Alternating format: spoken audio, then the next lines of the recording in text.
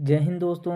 आपका अपने YouTube channel crack SSC में स्वागत है। सो गाइज, आज के इस वीडियो में देखने वाले हैं जो आपका एसएससी एमटीएस 2023 में जो न्यू वैकेंसी आई है, जिसका एग्ज़ाम मई में होने वाला है, उसके लिए टॉप मोस्ट इंपॉर्टेंट क्वेश्चंस को इस वीडियो में डिस्कस करने वाले हैं। और मैं आपको 100% गारंटी देता हूँ कि आपके यहाँ एसएससी एमटीएस 2023 के एग्ज़ाम में यहाँ से प्रश्न जरूर पूछे जाएंगे। तो वीडियो को लास्ट तक जरूर देखिएगा। आप सभी से रिक्वेस्ट करता हूँ कि अभी तक आपने मेरे चैनल को सब्सक्राइब नहीं किया है तो एसएससी एमटीएस का डेली एग्जाम ओरिएंटेड वीडियो पाने के लिए क्रैक एसएससी चैनल को सब्सक्राइब जरूर कर लीजिए। तो चलिए वीडियो को स्टार्ट करते हैं। तो हमारा पहला क्वेश्चन कह रहा है कि ह्वेनसांग किसके शासनकाल में भारत आया था। तो हमारा ऑप्शन बी राइट आंसर हो जाएगा, हर्षवर्धन के शासनकाल में भारत आया था। ह्वेनसांग एक चीनी यात्री था और ह्वेनसांग 629 ईस्वी में चीन से क्या किया था, भारत आया था और भारत के राज्य जो कप्सा था वहाँ वो पहुँचा था और भारत में 15 वर्षों तक ह्वेनसांग रहा था और 645 ईस्वी में वो चीन लौट गया था। और इसका जो भ्रमण वृत्तांत है वो CU की नाम से प्रसिद्ध है। CU की नाम से इसका भ्रमण वृत्तांत है और जिसमें 138 देशों का विवरण मिलता है। और ह्वेनसांग के अनुसार सिंध का राजा जो था वो शूद्र था। तो इन सभी इंपॉर्टेंट पॉइंट्स को आप लोग जरूर ध्यान रखिएगा। आगे देखते हैं। कह रहा है चंद्रगुप्त मौर्य का प्रधानमंत्री कौन था। तो चंद्रगुप्त मौर्य का प्रधानमंत्री कौन था, ऑप्शन डी राइट आंसर हो जाएगा, चाणक्य थे। कौन थे, चाणक्य थे। और मौर्य वंश का संस्थापक कौन किसे माना जाता है, तो चंद्रगुप्त मौर्य को ही माना जाता है। और चंद्रगुप्त मौर्य का जन्म कब हुआ था, तो 345 ईसा पूर्व में हुआ था। और चंद्रगुप्त घनानंद को हराने में चाणक्य ने चंद्रगुप्त की क्या की थी, मदद किए थे।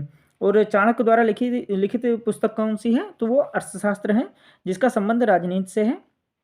और ये भी ध्यान में रखिए कि चंद्रगुप्त मगध की राजगद्दी पर कब बैठा था, तो 322 ईसा पूर्व में बैठा था। और चंद्रगुप्त किस धर्म का अनुयायी था, तो वो जैन धर्म का अनुयायी था। और इसके जैन गुरु कौन थे, तो भद्रबाहु थे, जिससे जैन धर्म की उसने शिक्षा ली थी चंद्रगुप्त मौर्य ने। आगे कह रहा है चंद्रगुप्त ने 305 ईस्वी पूर्व में सेल्यूकस निकेटर को क्या किया था, हराया था। और सेल्यूकस निकेटर ने अपनी पुत्री कार्नेलिया की शादी चंद्रगुप्त मौर्य के साथ कर दी थी। तो इन सभी पॉइंट्स को आप लोग जरूर ध्यान रखिएगा। आगे देखते हैं, रजिया की हत्या कब हुई थी। तो रजिया की हत्या हुई थी, ऑप्शन सी हमारा राइट आंसर हो जाएगा, 1240 ईस्वी में हो गई थी। रजिया की हत्या कब हुई थी, 1240 ईस्वी में हो गई थी। और 1242 में किसकी हत्या हुई थी, तो बहराम शाह की हत्या हुई थी।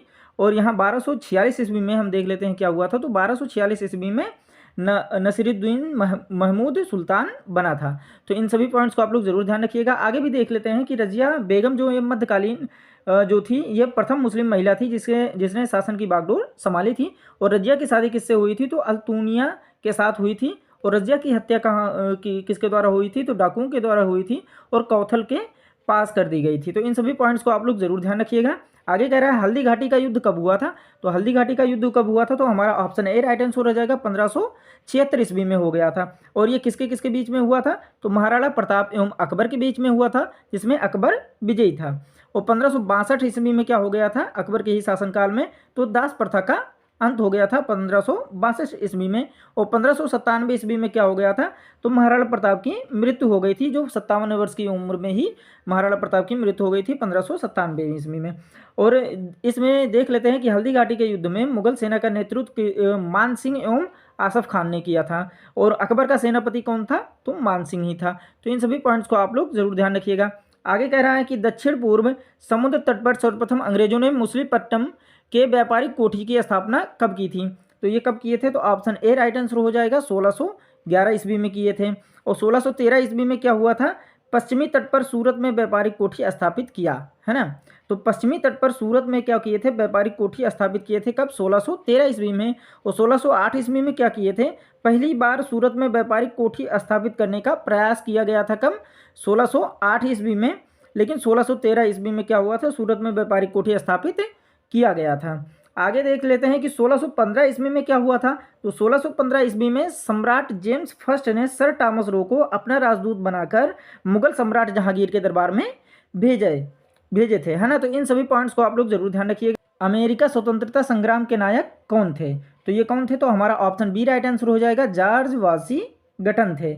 और अमेरिका के मूल निवासी को क्या कहते हैं, रेड इंडियन के नाम से जाना जाता है। और जॉर्ज वाशिंगटन ही अमेरिका के प्रथम राष्ट्रपति भी थे। और देख लेते हैं कि अमेरिका को पूर्ण स्वतंत्रता कब मिली थी, तो ये 4 जुलाई को 1776 ईस्वी को मिल गई थी। और अमेरिका का स्वतंत्रता युद्ध जो हुआ था 1783 ईस्वी में पेरिस की संधि के तहत समाप्त हो गया था। तो इन सभी पॉइंट्स को आप लोग जरूर ध्यान रखिएगा। लेटा हुआ ग्रह किसे कहा जाता है, तो हमारा ऑप्शन डी राइट आंसर हो जाएगा। अरुण को किससे कहा जाता है, अरुण को कहा जाता है। और अरुण का आकार जो होता है वो जो तीसरा सबसे बड़ा ग्रह है। और इसकी खोज कब हुई थी, तो 1781 ईस्वी में। और किसने किया था, विलियम हर्शेल ने के द्वारा की गई थी, है ना। और इसके चारों ओर 9 वलयों में 5 वलयों का नाम जो होता है अल्फा, बीटा, गामा, डेल्टा और इप्सिलॉन है ना। और यह अपने अक्ष पर पूरब से पश्चिम की ओर घूमता है। ये भी ध्यान रखेंगे कि अरुण जो होता है, अरुण ग्रह जो है यह अपने अक्ष पर पूरब से पश्चिम की ओर घूमता है। और इसका सबसे बड़ा उपग्रह कौन सा है, अरुण का सबसे बड़ा उपग्रह कौन सा है, टाइटेनिया है। रोहतांग दर्रा किस राज्य में स्थित है, तो रोहतांग दर्रा किस राज्य में स्थित है, तो ऑप्शन ए हमारा राइट आंसर हो जाएगा, हिमाचल प्रदेश में। तो हिमाचल प्रदेश में और भी दर्रे हैं, उनको डिस्कस कर लेते हैं कि सिपकीला दर्रा ये भी हिमाचल प्रदेश में है। और बड़ालाचा दर्रा ये भी कहाँ है, हिमाचल प्रदेश में स्थित है। सिक्किम में देख लेते हैं कौन सा दर्रा है, तो नाथुला दर्रा और जलेपला दर्रा ये किस राज्य में है, वो सिक्किम राज्य में है। मणिपुर में कौन सा दर्रा है, तो ये तुजू दर्रा कहाँ पर है, मणिपुर राज्य में है। और उत्तराखंड में कौन सा दर्रा है, तो लिपुलेख दर्रा, माना दर्रा, नीति दर्रा ये सब उत्तराखंड में है। तो इन सभी पॉइंट्स को आप लोग जरूर ध्यान रखिएगा। अगर वीडियो पसंद आए तो एक लाइक जरूर कीजिए, चैनल को सब्सक्राइब जरूर कर लीजिए ऐसे ही एग्जाम में ओरिएंटेड वीडियो पाने के लिए। और अगर आपको वीडियो कैसी लगी ये भी कमेंट करके जरूर बता दीजिएगा और अपने दोस्तों तक शेयर भी कीजिए। आगे देखते हैं कि राज्यपाल को नियुक्त विषयक प्रक्रिया किस देश के संविधान से ली गई है। राज्यपाल की नियुक्त विषयक प्रक्रिया किस देश के संविधान से ली गई है, तो हमारा ऑप्शन बी राइट आंसर हो जाएगा, कनाडा से। कहाँ लिया गया है, कहाँ से, कनाडा से लिया गया है। और देख लेते हैं कनाडा से क्या क्या लिया गया है, तो संघात्मक विशेषताएं, अवशिष्ट शक्तियां केंद्र के पास और राज्यपाल की नियुक्त विषयक प्रक्रिया, संघ एवं राज्य के बीच शक्ति विभाजन, ये सब कहाँ से लिया गया है, कनाडा के ही संविधान से लिया गया है। आगे देख लेते हैं कि निम्न में से कौन सौर ऊर्जा को विद्युत ऊर्जा में रूपांतरित करता है, तो कौन सौर ऊर्जा को विद्युत ऊर्जा में रूपांतरित करता है, तो हमारा ऑप्शन डी राइट आंसर हो जाएगा, सोलर सेल। कौन है, सोलर सेल है। आगे देख लेते हैं यहाँ पर ऑप्शन ए, बी और सी को भी समझ लेते हैं। तो विद्युत बल्ब को, विद्युत बल्ब कह रहा, विद्युत बल्ब क्या होता है, तो ये विद्युत ऊर्जा को प्रकाश एवं उष्मा ऊर्जा में रूपांतरित करता है। विद्युत मोटर क्या करता है, विद्युत ऊर्जा को यांत्रिक ऊर्जा में रूपांतरित करता है। और ट्यूबलाइट क्या करता है, ये विद्युत ऊर्जा को प्रकाश ऊर्जा में रूपांतरित करता है। इन सभी फैक्ट्स को आप लोग जरूर ध्यान रखिएगा। आगे देख लेते हैं, कह रहा है कि वर्ग में ऊपर से नीचे आने पर परमाणु का आकार डैश, है ना, परमाणु का आकार क्या होता है, तो हमारा ऑप्शन बी राइट आंसर हो जाएगा, बढ़ता है। वर्ग में ऊपर से नीचे आने पर परमाणु का आकार क्या होता है, बढ़ता है।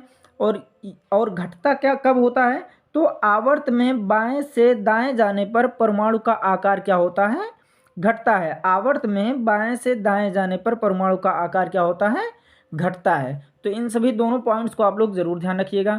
आगे कह रहा है, हाँ, कपड़ा धोने में किसका उपयोग होता है, तो कपड़ा धोने में किसका उपयोग होता है, हमारा ऑप्शन सी राइट आंसर हो जाएगा, सोडियम कार्बोनेट का। किसका उपयोग होता है, सोडियम कार्बोनेट का। और सोडियम कार्बोनेट का सूत्र क्या है, रासायनिक सूत्र क्या है, Na2CO3 10H2O, ये सोडियम कार्बोनेट का सूत्र है। आगे देख लेते हैं सोडियम क्लोराइड के बारे में। सोडियम क्लोराइड का क्या रासायनिक सूत्र है, तो NaCl होता है। और सोडियम क्लोराइड का क्या उपयोग है, तो ये खाने के रूप में एवं अचार के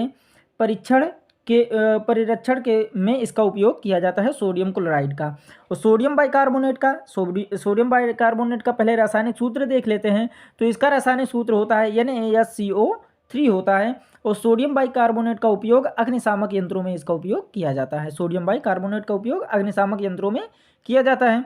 सोडियम हाइड्रोक्साइड के बारे में देख लेते हैं। तो सोडियम हाइड्रोक्साइड का रासायनिक सूत्र है NaOH होता है। और इसका उपयोग, सोडियम हाइड्रोक्साइड का उपयोग अपमार्जक का चूर्ण बनाने में किया जाता है। तो इन सभी पॉइंट्स को आप लोग जरूर ध्यान रखिएगा।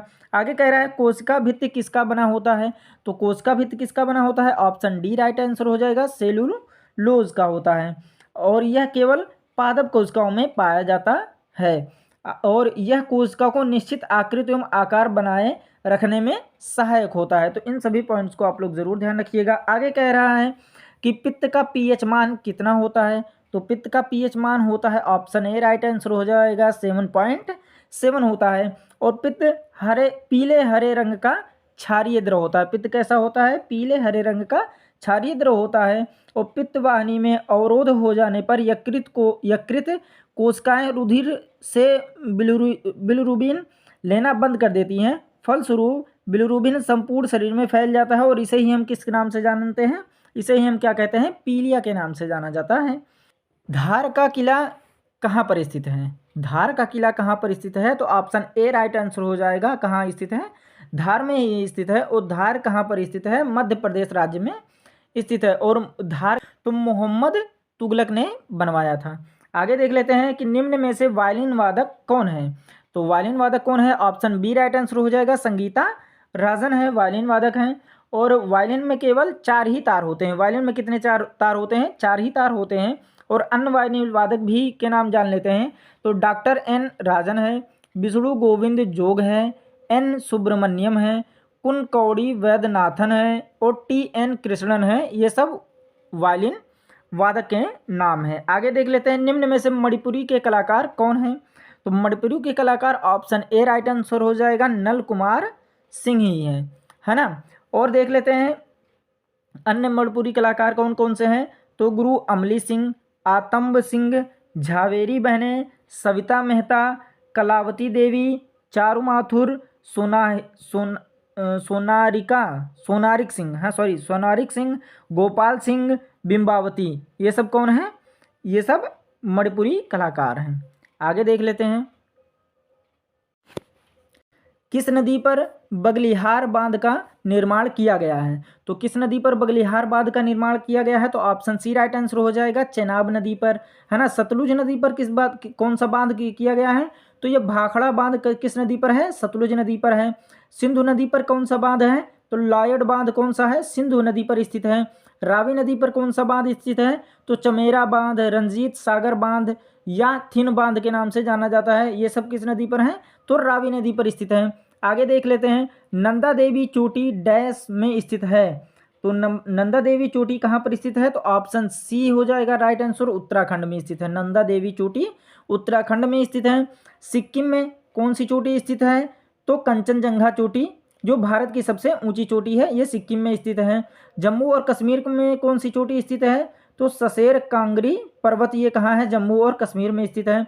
असम में कौन सा स्थित है पर्वत मैंने चोटी स्थित है? तो कुला, ग्यालापेरी, चामो, कांगटो, ये सब कहाँ है? असम राज्य में स्थित हैं ये सब चोटियाँ। आगे देख लेते हैं कि बांदीपुर राष्ट्रीय उद्यान कहाँ स्थित है। तो बांदीपुर राष्ट्रीय उद्यान ऑप्शन बी राइट आंसर हो जाएगा, कर्नाटक में स्थित है। कर्नाटक में और देख लेते हैं कौन कौन से राष्ट्रीय उद्यान स्थित हैं। तो भद्रा अभ्यारण्य और सोमेश्वर अभ्यारण्य और तुंगभद्रा अभ्यारण्य, ये सब कहाँ स्थित है? कर्नाटक में स्थित है। केरल में कौन सा राष्ट्रीय उद्यान स्थित है? तो पेरियार अभ्यारण्य, परम्बिकुलम अभ्यारण्य, ये सब कहाँ है? केरल में स्थित है।